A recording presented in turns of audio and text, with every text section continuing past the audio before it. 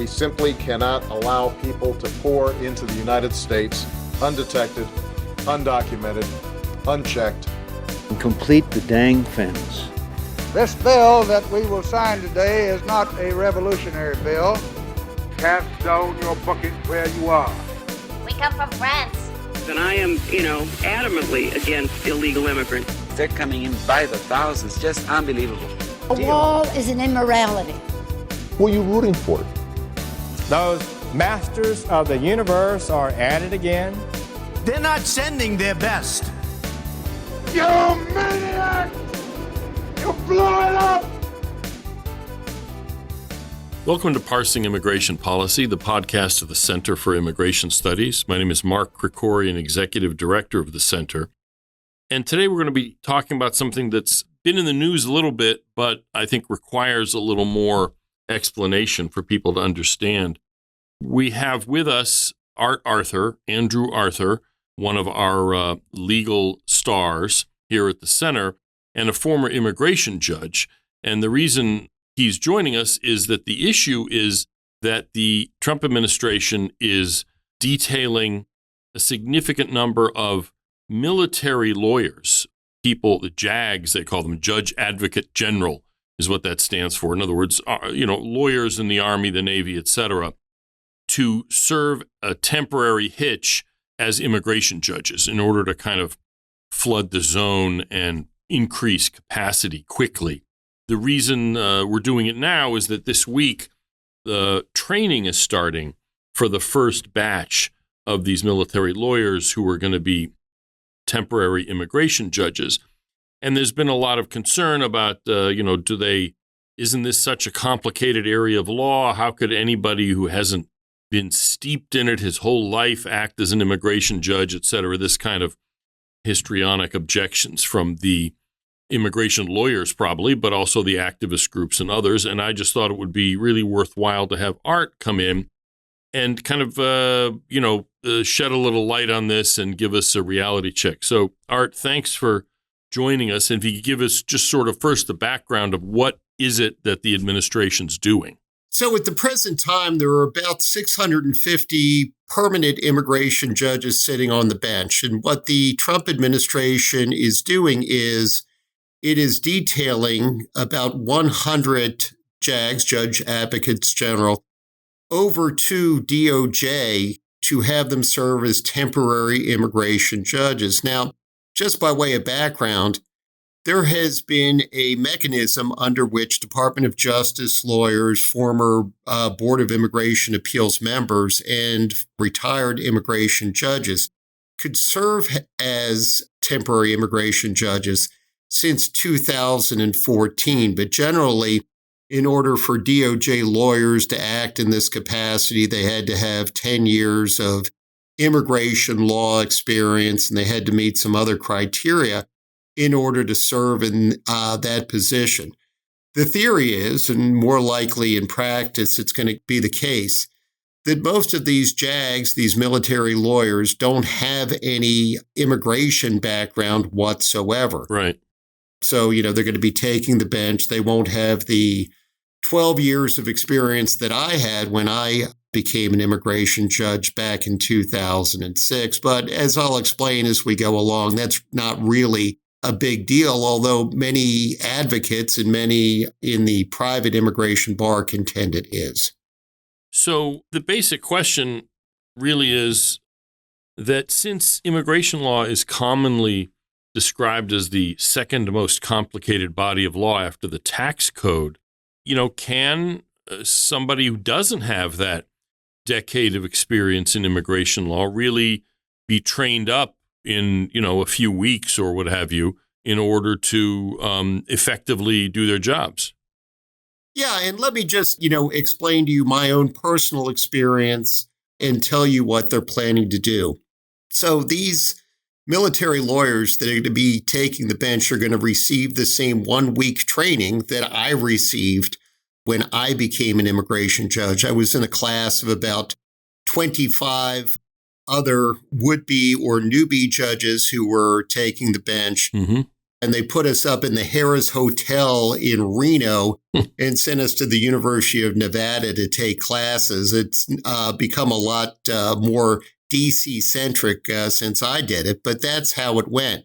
Again, I had, 12, 13 years of immigration law experience before I took the bench. But many of my colleagues who went through the class with me were, private attorneys who had never practiced immigration law. Oh, really? Some of them were former military. Some of them were DOJ lawyers in other sections of the department who had been tapped to be immigration judges. Again, we received a 1-week training. We received 2 weeks of supervision by another judge actually sitting on the bench. And then, we were set loose to do our jobs. And many of my colleagues who went through that 2006 training course, who came in without any immigration knowledge whatsoever, are now, nearing the end of their 19th year of being judges, and they've had distinguished careers. So again, when people, compare this to tax law and its complexity, I would never do my own taxes, nor would I trust any lawyer who didn't do tax law to do it.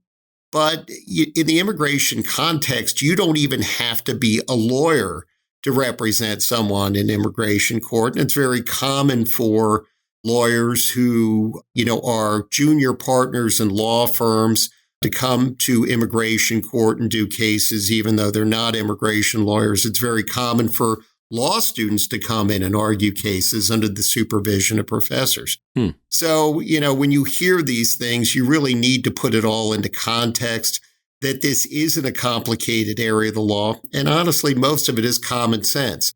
Someone entered illegally or they didn't. They overstayed a visa or they didn't. They committed a crime or they didn't. They're telling you the truth or they aren't. That's really, the decision-making that goes into the vast majority of immigration cases. But even if there are, some complicated issue is, whether housebreaking in the state of New York satisfies the definition of crime of violence for purpose of a aggravated felony definition, there are usually 2 other attorneys in court with you to help you resolve that issue, one representing the government from ICE and the other a private attorney. Now, they're going to have different opinions, but any good lawyer can, interpret law and apply it. And most of these JAGs have years of experience before they're being asked to take the bench. Yeah, years of experience in other areas of law. Now, one of the things you mentioned here is that, most of the issues immigration judges, whether it's existing ones or these temporary ones, are relatively simple. So the immigration law can still be complicated, but are the kinds of things that end up before an immigration judge basically a subset, if you will, of the broader range of issues that are dealt with in immigration? Like you said, either you're entered illegally or you didn't, that sort of thing. Yeah. And, when we talk about most of the nearly 4 million aliens who are currently in immigration court today, most of them entered the United States illegally. So removability, is generally premised upon an admission by the alien that the alien did, in fact, enter the United States illegally. In, probably 95% of all cases, respondents, which is, how we term aliens in removal proceedings, concede that they came here illegally or that they're otherwise in violation of law because they want to get to that next stage of the immigration court process, which is relief, applications for things like asylum or for cancellation of removal or for some other waiver that will allow them to remain in the United States permanently. And they can't even get to the point where the judge would assess that until they either concede or are found to be illegally here first, right? Exactly. Yeah, and you did correctly note the fact that these lawyers have years of experience not in immigration law, but what an attorney does more or less carries over. Certainly, what a litigator does or a prosecutor does carries over from area to area of the law. Applying facts to statute, interpreting statutes, reviewing precedential decisions to see how those things are interpreted. That's common, whether you're practicing tax law or maritime law or tort law or immigration law. Interesting. Now, one of the areas where there is a lot of, to put it a little bit derogatorily, a lot of debate over how many angels dance on the head of a pin is in asylum law. In other words, does somebody qualify as a member of a particular social group, that sort of thing. Is that an area where it would matter if you had extensive pre-existing experience, prior experience in immigration law, or is that also an area where basically a trained and experienced attorney who has some basic common sense and skills would be able to make a valid assessment? Well, in that vein, one thing that I will say is that Attorney General Jeff Sessions, Attorney General Bill Barr, Acting Attorney General Matt Whitaker, and the current Attorney General, Pam Bondi, have laid down some very helpful guidelines for immigration judges to follow when applying asylum law. In fact, I recently wrote about a couple of decisions that the Attorney General has recently issued that touch on that issue. And, those are the sorts of bright line precedent that lawyers are very, comfortable applying to the facts in a case. Mm-hmm. Honestly, I go back to then Judge Sam Alito's statement that a particular social group for asylum is basically any group that you can come up with. That's not a direct quote, but that was more or less the implication of what he said. I think it was something like any two people could conceivably be a particular social group, something like that. Exactly. Yeah. And those sorts of determinations that it doesn't matter whether you are, a brand new immigration judge or a 40-year practitioner, you're still going to stumble over those things. But again, you have generally two other lawyers in the courtroom with you to help you suss through those things. And it's a pretty straightforward analysis thanks to the bright line rules that the attorneys general, dating all the way back to Jeff Sessions, have laid down. So it's a lot easier than when I took the bench in 2006 in the Third Circuit, where Judge Alito had made that pronouncement and was like, oh, well, it's great you said that. I'm not really sure what to do with it. Right. So, yeah, it's actually a lot easier to apply asylum law today than it, has been in the past. But again, these are the sorts of determinations that, any courtroom lawyer, has had to work through in the past. So It's not particularly novel. And, most of these cases are pretty straightforward. A lot of the claims that we see in immigration court, particularly with respect to particular social groups, are, common and serial. You will see people who say, I'm a member of a particular social group. I'm, a young man from El Salvador that MS-13 has attempted to recruit. We've now had, decades of precedent that have interpreted that term and that have, decided in which situations that's a valid claim and in which situations it's not. So almost all of these arguments are overblown. Oh, and by the way, generally the people who tell you that immigration law is so complicated are immigration lawyers themselves and have only ever practiced immigration law. Right. So Interesting. Take it with a grain of salt. So one metric that I'm not putting you on the spot because you haven't studied this, but one metric might be that whether immigration judges who've had prior experience in immigration are less or more likely to be overturned on appeal. Do you have any sense for how that kind of thing works?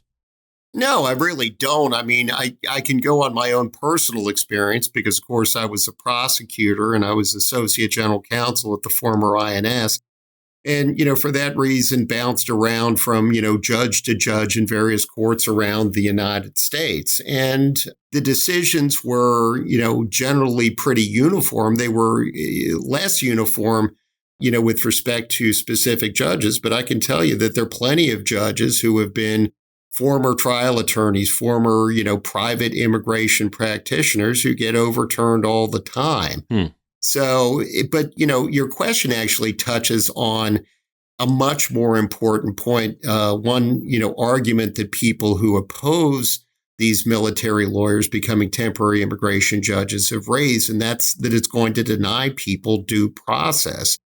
And in that vein, it's important to keep in mind that while an immigration judge is the first adjudicator, in most cases, the immigration judge is not the last adjudicator. Both parties in immigration court, both the government and the respondent, have the right to appeal any adverse decision to a separate administrative tribunal called the Board of Immigration Appeals. Right. And they can make a fresh assessment, and there's no proposal that, JAGs become temporary Board of Immigration Appeals members. And then if the respondent doesn't get the relief that he or she is seeking from the Board of Immigration Appeals, they can always raise it. They can file a petition for review with the circuit court and, argue their case there. So, with respect to due process, there are plenty of protections in the system, but I really don't think it's going to be that big a deal because I think these judges are going to be particularly diligent because they want to do a good job. They want to fulfill this responsibility. And, they're going to want to get it right the first time. So, yeah, I don't think we're going to see a huge spike in appeals. I don't think we're going to see a huge spike in reversals. And I don't think we're going to see a lot of these decisions overturned by the circuit courts. So kind of along those lines, but maybe a more general question about immigration judges. One of the things that advocacy groups, basically anti-enforcement groups, whether they're attorneys or just advocates, complain about all the time is there differing rates of approval of asylum claims in different, courts in different cities, but also among different judges. What's your take on that? So, yeah, it is true. And, when I was a trial attorney, I knew that I was going to have a whole lot easier time in front of certain judges than I did in front of other judges. But then I started my career as a trial attorney in San Francisco. So, I usually didn't think I was going to have an easy time of it at all. So it's kind of like hazing for an immigration prosecutor, right? It really is true. When I switched over to the Baltimore Immigration Court, where I served for 11 months as a trial attorney, it was almost like practicing a different kind of law because Fourth Circuit law, which governs Baltimore, was different than Ninth Circuit law, which governs San Francisco. But, it's funny because this gets raised all the time in the immigration context. And yet, the same thing is true in the Article 3 courts, and we never think about it then. Most Supreme Court decisions are 9-0, which means that all 9 justices agree. But we don't really say, that there's something exceptional when we have a 5-4 decision or a 6-3 decision out of the Supreme Court, because every judge comes to the bench with, their own life experiences, with their own common sense, with their own understanding of how the law is to be applied. That's one of those things that was hammered into me, my first year of law school. And, Lord knows, in the intervening 36 years, and it's been that long, not much has changed. So this is a question you may not really know the answer to, but if there's several hundred, I guess 600 is what they were talking about, being detailed to be immigration judges, weren't they doing something else already? In other words, isn't the military going to be short of 600 judges? What do JAGs do anyway if there's no war going on and they don't have to second guess what soldiers are doing and whom they're shooting?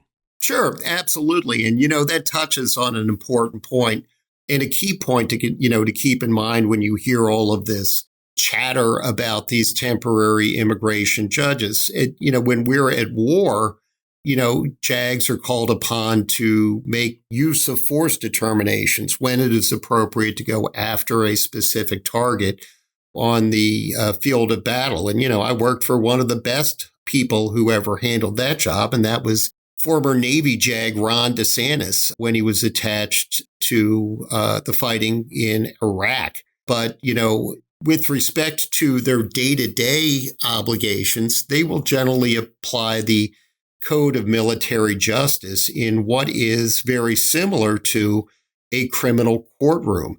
And, those JAGs receive experience not simply being prosecutors, but also being defense attorneys. They can bounce back and forth from job to job, from responsibility to responsibility. So unlike immigration lawyers, most of whom are either career prosecutors or career aliens attorneys, they actually work both sides of the fence and therefore get experience in, understanding that the government isn't always right and, that the defendant isn't always innocent.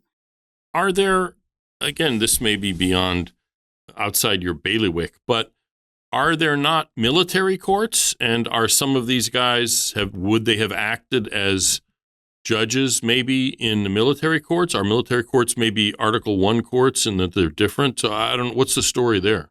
Judge Advocate General are exactly what they sound like. They have the title of JAG, and, when they become more senior, they then sit on these tribunals. Anybody who's seen A Few Good Men, knows that when Jack Nicholson is, in the dock, there is a uniformed Marine judge who is hearing the case, and a Navy JAG who is representing the two soldiers who were alleged to have killed their compatriot, and a Marine attorney who is prosecuting the case against those two individuals. So, yes, they can be raised to the level of, being the presiding officer at a military tribunal. And possibly some of those people will come over, will put on the 5 pounds of black wool that is required by DOJ regulations for me to wear, was required for me to wear when I was a judge. And, we'll simply apply that to civilian life. Well, just to be clear here so people understand, immigration judges, nothing personal, but they're not real judges in the sense that people understand it. They're employees, they're civil servants, employees of the Department of Justice. Used to be called, what do they used to be called? Special Inquiry Officers. Yes, indeed. Now, keep in mind that thanks to regulation, I do get the honorific pronominal, but really only use it when I'm making restaurant reservations.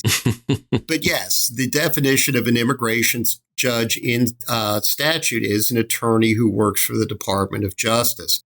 And, they exercise the authority. The Ninth Circuit famously said they're creatures of statute.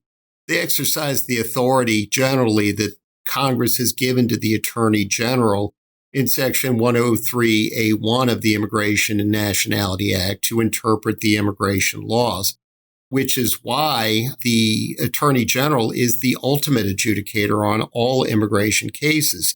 A.G. Bondi very rarely, is called upon to adjudicate a case, but, actually all of the adjudications that are done in her name. Right. So why is the administration doing this? In other words, apart from the kind of legal questions, what's the benefit of having 600 or whatever it is extra immigration judges, even if only for a few months? Would it really make a dent in the backlog? And you've written about the backlog actually going down over the past few months. So, would this really make a difference? Yeah, no, it'll make a huge difference in the backlog.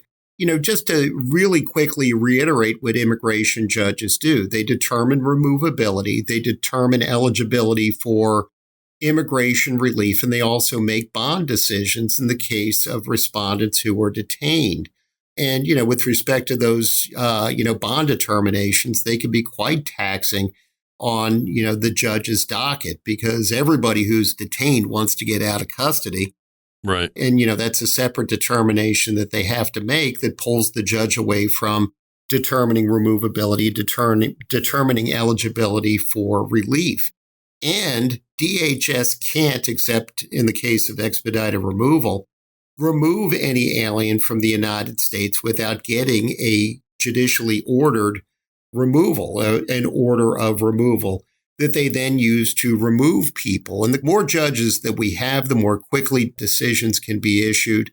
And, the more quickly people with good claims can, be granted relief, and the people who don't have claims can be deported from the United States. So, yes, it will definitely help a lot. Any, additional judge is a value added to this system.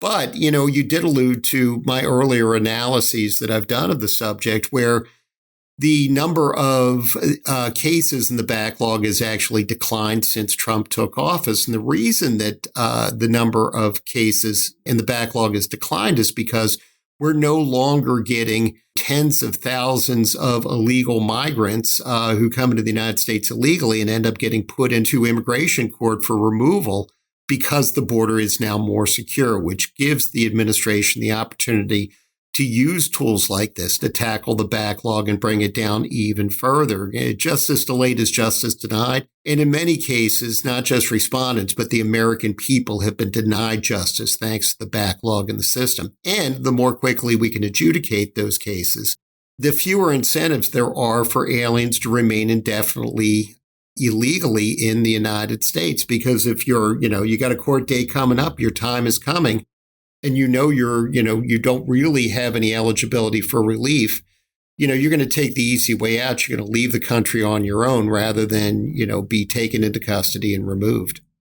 So was this presented, this idea of assigning or detailing a large number of temporary immigration judges, was this presented as a kind of a stopgap while permanent positions were filled, or has this been presented as kind of a way of dealing with the extraordinary disaster that the Biden administration left, but that it's not an issue necessarily of dramatically increasing the number of permanent immigration judges? The answer to that is yes. Yes on both counts. So Congress in the One Big Beautiful Bill Act, the OBBBA, has provided, I think, $3 billion plus to expand immigration court capacity, not just the judges themselves, but also the clerks and all of the people that make court go. And the Department of Justice has put out a notification through USA Jobs opening positions for immigration judges all around the United States. So, to a degree, this is a stopgap. But to a degree, it's also a response to this huge backlog that was created by the open border that we saw, over the past 4 years. Because, we do need to get people into proceedings. We do need to have their cases start moving to, address the backlog at the same time. This is to fly the plane while somebody else is building the plane. Right.